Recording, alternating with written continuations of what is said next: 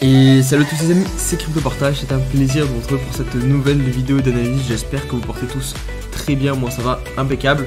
On se retrouve avec aujourd'hui une map globalement dans le vert, un Bitcoin toujours au-dessus des 30 000 $, très légèrement, l'Ether au-dessus aussi des 2000 $ et pour la majorité des altcoins, nous avons du vert avec même du vert foncé pour le Litecoin plus 6%, HBAR aussi plus 6%, Kusama qui prend plus 11%. Donc voilà, globalement une journée positive qui démarre pour le moment. On ne sait pas ce qui peut se passer par la suite, hein. Comme d'habitude, ces marchés sont très volatiles, donc on peut toujours commencer dans le vert et finir dans le rouge.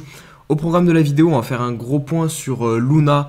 Hier, je vous en ai parlé un petit peu. Là, il y a des choses qui se précisent, notamment un hard fork de la chaîne de base, hein, donc de Luna, pour aller sur une nouvelle chaîne. Donc, c'est quand même un changement majeur. On en parlera donc au cours de la vidéo. On fera bien sûr aussi un petit point sur le graphique du Bitcoin, puis quelques petites news et aussi je vous partagerai un achat que j'ai fait sur mon portefeuille personnel, donc un petit point sur mon portefeuille perso. Je sais que vous aimez bien ça, donc voilà, on se mettra un petit peu à jour sur ce côté-là. N'hésitez pas à liker la vidéo si mon contenu vous intéresse, vous abonner que ce soit sur les différents réseaux sociaux ou même sur la chaîne YouTube, et on part directement sur la vidéo. Allez, on va débuter la vidéo en faisant un petit tour sous la section commentaires de la dernière vidéo, puisque je voulais faire remonter quelques commentaires que vous avez postés. Donc comme d'habitude, n'hésitez pas à commenter, hein, si vous avez des choses intéressantes. Moi ça m'aide, ça m'instruit. Et dès que je peux, j'essaie aussi de faire partager à la communauté. Donc là par exemple, Romain nous dit qu'il est furieux de la part de Bitpanda. Tu as généré donc ton rapport fiscal via le partenaire Blockbit qui m'annonce que mes swaps de crypto vers stablecoin considérés comme actifs numériques font l'objet d'une déclaration, car Bitpanda possède au cours du swap un bref passage en monnaie fiat. Donc ça je vais pas dire c'est grave, mais c'est vrai que si on ne le sait pas, et personnellement je ne le savais pas, du coup quand vous swappez vos tokens sur Bitpanda, Bitpanda passe à un moment donné en fiat. Donc le problème c'est que vous, de votre côté, ça vous oblige à déclarer ce swap, parce que voilà, dès que vous faites un passage de crypto à euro, à monnaie fiat, euro, dollar, vous êtes dans l'obligation de déclarer. Donc si vous dépassez le montant qui est de 305 €, qui est à partir de 305 € de plus-value, vous devez déclarer vos crypto-monnaies, et faites attention parce que vous allez peut-être potentiellement vous choper une amende. Alors je pense pas, parce que voilà, et là ils feront preuve de bonne foi, mais c'est vrai qu'il faut surveiller du coup ce petit problème du côté de Bitpanda. Donc je vous remonte l'information de Romain. Et deuxième commentaire aussi qui m'a fait rire un petit peu. Donc c'est de Martin qui nous dit que Carl Demoon vient de sortir une vidéo, bear market confirmé, on risque de partir à la hausse. C'est vrai que très souvent on fait l'inverse de ce youtubeur, et du coup je suis allé vérifier the Bitcoin bear market confirmed by Luna. Hello guys and welcome to the moon. My name is Carl and I'm going to bring you. Il dit you ça depuis son magnifique hôtel à Dubaï. Donc voilà, ça doit être très dur pour lui le bear market. On passe maintenant sur l'analyse technique. On va débuter avec le Fear and Greed, et fait assez exceptionnel. Je sais pas si c'est un bug, parce que hier la journée n'a pas été du tout catastrophique sur Bitcoin, et pourtant le Fear and Greed vient d'afficher le 8 tout simplement. On repasse sous le niveau 10 alors qu'hier on était à 14. Alors là pour le coup je comprends pas trop, mais écoutez, on va faire quand même confiance à l'indicateur. Et le pire dans tout ça, alors je sais pas si c'est le pire, mais c'est que du coup pour ceux qui ont suivi, j'ai développé une nouvelle stratégie. C'est la vidéo de dimanche, n'hésitez pas à aller la voir si vous ne l'avez pas encore vue. D'ailleurs on va en parler rapidement tout à l'heure.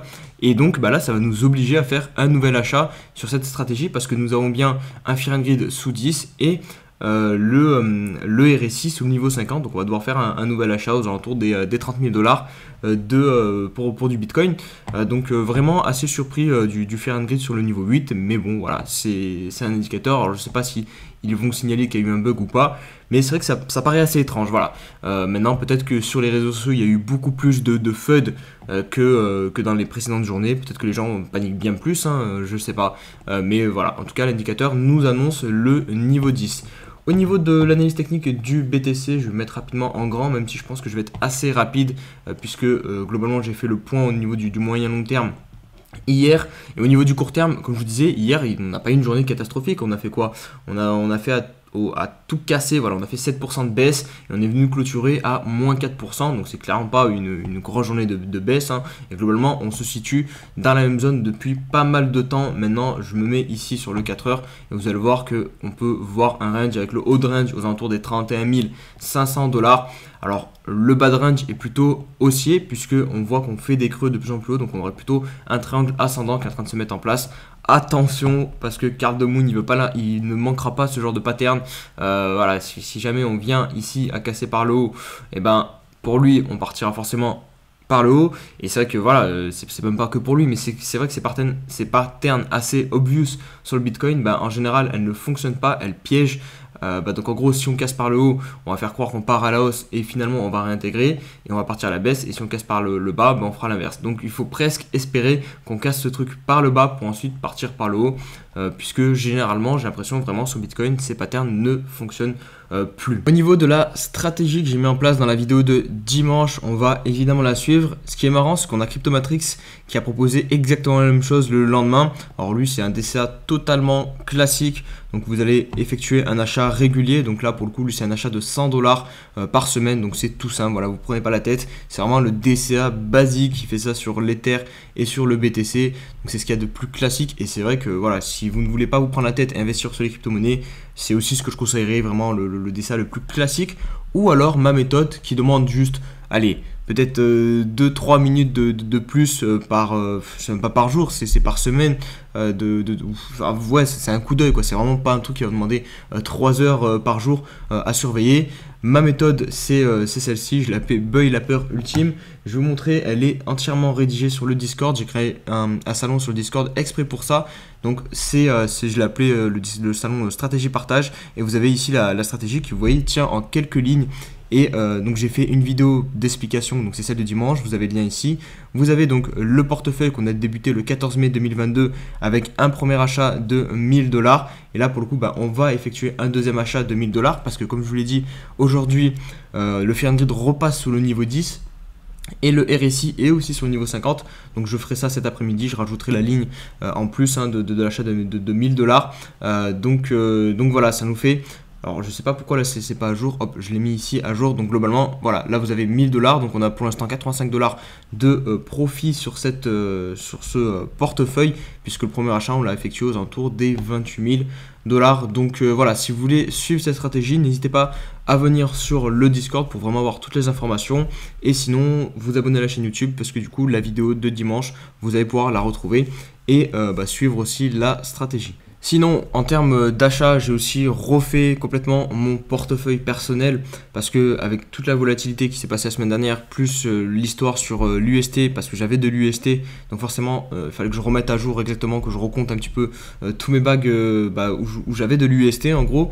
Et donc, je me suis retrouvé avec 26,80% de stable. J'avais dit que j'étais aux alentours des 20%, j'ai pas menti, mais c'est juste que vu qu'on baisse, forcément la part de mes stablecoins augmente, vu que c'est une part qui ne perd pas de valeur, sauf quand vous avez de l'UST. Donc j'ai 26,80% de stable actuellement, et donc j'en ai quand même profité un petit peu pour buy the dip, parce que pour moi on est vraiment sur de belles opportunités en ce moment. Pourquoi je ne buy pas plus? Tout simplement parce que je n'ai que entre guillemets des 26, j'ai que 26,80% de stable, et c'est quand même assez faible, sachant la possibilité du Bitcoin d'aller encore un peu plus bas. Donc je préfère les garder de côté au cas où. Mais voilà, si vous êtes intéressé pour savoir quel achat j'ai fait, c'est tout simple, c'est 0,5% d'Atom. J'augmente encore mon exposition à Atom, mais voilà, c'est un des projets auxquels je crois le plus. Donc voilà, vu que là j'achète globalement des couteaux qui tombent, parce que comme je vous l'ai dit, pour l'instant nous n'avons pas de structure, même en daily, pour l'instant ça ressemble uniquement à un V-bottom. L'hebdomadaire, j'en parle même pas. Voilà, c'est vraiment acheter un couteau qui tombe. Donc clairement, par exemple, si je vous montre Atom, hop, on va aller directement dans le bag. Voilà, alors voilà, je vous montre Atom. Globalement, j'achète la zone. Qu'est-ce que j'achète? J'achète cette zone-ci. Ici, pour moi, on a eu la première zone de valeur, le breakout qui a lancé le bull run de 2021. Et là, on est en train de revenir tester la zone de pullback. Malheureusement, on l'avait déjà testé, donc c'est un petit peu dommage qu'on revienne la tester. Je la repaye une nouvelle fois parce que globalement, mon bac d'Atom, en vrai, je l'ai rechargé en partie ici. Hein. J'en avais pris un petit peu ici, mais le plus que j'ai pris, je pense que c'est aux alentours d'ici. Donc j'aurai un prix moyen qui doit se situer aux alentours des 5 $ à peu près. Donc là, j'ai rechargé encore cette zone-ci, mais comme je vous l'ai dit, je n'achète pas des structures, je n'achète pas de la force actuellement, j'achète uniquement une zone.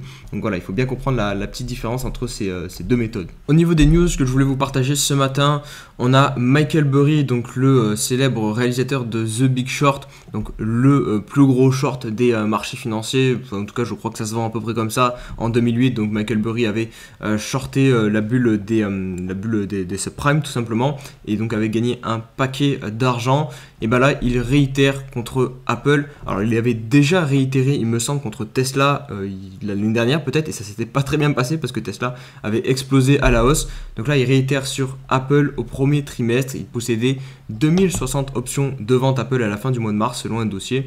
Donc là pour le coup je pense qu'il a plutôt gagné, puisque Apple en ce moment ça se casse bien la gueule. Alors hop, je vais aller voir rapidement, je vais vous montrer rapidement. Hop, voilà, Apple je l'ai ici. Donc regardez, ça c'est Apple, donc le mois de mars c'était à peu près ici. Donc ouais, il a quasiment shorté le top. Au final on est sur un...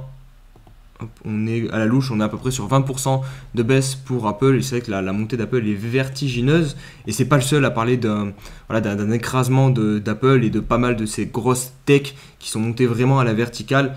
Mais le problème c'est que shorter un train qui avance à toute allure, c'est tout le temps très très risqué, donc il n'est pas à l'abri d'un rebond, donc on verra bien. Mais c'est vrai qu'il y a beaucoup d'analystes que je suis aussi qui annoncent que voilà, Apple et les grosses tech doivent quand même pas mal dégonfler leur bulle. Alors est-ce que 20% ça sera suffisant? J'ai pas de boule de cristal, mais en tout cas pour Michael Burry, eh ben, il short cette action. On a Spotify qui va tester les tokens non fongibles, donc les NFT sur les profils d'artistes. Alors c'est une entrée en matière très très légère, puisqu'ils vont tester ça du côté des États-Unis avec quelques petits artistes pour le moment. En gros, vous pourrez directement accéder à une marketplace qui sera extérieure à Spotify pour acheter les NFT qui seront mis en avant par les artistes. Donc voilà, petite entrée en matière pour Spotify avec les NFT. Mais voilà, encore une fois, ça montre que la technologie des NFT, ce n'est pas uniquement une bulle, parce que vraiment toutes les entreprises, les plus grandes entreprises commencent à intégrer dans leur business model les NFT. Allez, on va maintenant conclure la vidéo avec le sujet brûlant des dernières semaines, c'est tout ce qui tourne autour de la fondation Luna, de son token le Terra et de son stablecoin l'UST. Donc le PDG, je ne dirai pas son nom parce que dans les commentaires m'a repris, ma prononciation est catastrophique, donc je préfère ne pas dire son nom. Donc on dira le PDG de Terra qui va donc proposer à la communauté un vote pour appliquer ce plan que je vais vous détailler dans quelques instants. Donc le vote sera soumis la proposition sera soumise au vote le 18 mai, donc demain, donc ça va pas mal s'enchaîner en fait. Donc qu'est-ce que la proposition, en quoi consiste-t-elle? C'est tout simplement, pour résumer, un fork de la blockchain Terra, un peu comme ce qui s'était passé sur les terres. Ethereum avant, il n'y avait qu'un seul Ethereum. On a forqué la blockchain et Ethereum est le nouveau Ethereum entre guillemets. Donc là, le nouveau Terra, ça sera comme l'Ethereum, et l'ancien Terra, ça sera comme Ethereum classique. Donc voilà, ce sera globalement la même chose. Donc le fork, comme je vous ai dit, de la blockchain actuelle de Terra s'appellera Terra classique et aura comme token le LUNC, et la nouvelle blockchain conservera donc le Luna et le nom de Terra sera la blockchain officielle en gros. Donc c'est ce que veut faire le PDG de Terra. La nouvelle blockchain, ça aussi c'est un fait majeur, sera débloquée sans le stablecoin UST, et on peut tout de suite se demander quelle sera la valeur de la nouvelle blockchain au final s'il n'y a plus le stablecoin UST. Parce que concrètement, en tout cas, je pense le point fort de l'univers Luna, de la fondation Terra Luna et de la blockchain Luna avant tous ces problèmes, c'était son stablecoin algorithmique et le lien qu'il y avait entre le Luna et l'UST. Là, en gros, il va supprimer donc le stablecoin UST, donc il ne restera plus que la blockchain Luna. Donc concrètement, en termes de valeur, et c'est ce que disait notamment le PDG de Binance, CZ, il comprend pas trop, il dit que ça ne créera aucune valeur justement ce fork. Donc c'est vrai que c'est un problème peut-être majeur de ce fork que veut réaliser le PDG. En tout cas, les nouveaux Luna seront distribués sous forme d'airdrop entre les personnes possédant ou ayant possédé du Luna. Je vous montre tout de suite les détails de la distribution des nouveaux tokens. Donc n'hésitez pas à screen, je ne vais pas tout lire. Voilà, il y a notamment 25% pour le pool communautaire contrôlé par le système de gouvernance de la blockchain, 35% aux détenteurs de Luna au subshot pré-attaque distribués sur 2 ou 4 ans. Enfin bref, voilà, il y a plusieurs conditions d'éligibilité pour avoir les nouveaux Luna. Deux derniers petits points, le wallet de Terraform Labs, société mère de Terra, ne sera pas inclus dans l'airdrop de façon à ce que la blockchain soit totalement autonome. Donc vraiment, on repart presque d'une page blanche au final sur le nouveau token Luna. En fait, il y a juste l'airdrop qui va migrer en fait la communauté, puisque si vous avez gardé des Luna sur la chaîne blockchain, vous allez être éligible à l'airdrop de cette nouvelle blockchain. Donc voilà, les utilisateurs vont pouvoir migrer sur la nouvelle blockchain. Et enfin, le taux de récompense de stacking, puisque du coup ça sera du proof of stake, le consensus pour sécuriser la blockchain, et ben, sera inflationniste et on aura donc 7% de récompense de stacking sur cette nouvelle blockchain donc de Luna. Donc voilà, globalement c'est comme ça que ça va se passer. Je vous remets rapidement ici les dates. Donc le 21 mai, instruction de lancement mise à disposition des validateurs. Le 25 mai, enregistrement des apps majeures complétées. Et le 27 mai, mise en place du snapshot launch suivi de la mise en route de la nouvelle blockchain. Donc vraiment, tout devrait se dérouler assez rapidement puisque vous voyez, à partir du 27 mai, on pensera déjà à relancer donc cette nouvelle blockchain, ce fork. Donc voilà, globalement, on devrait arriver vers la fin de tous ces épisodes sur Luna.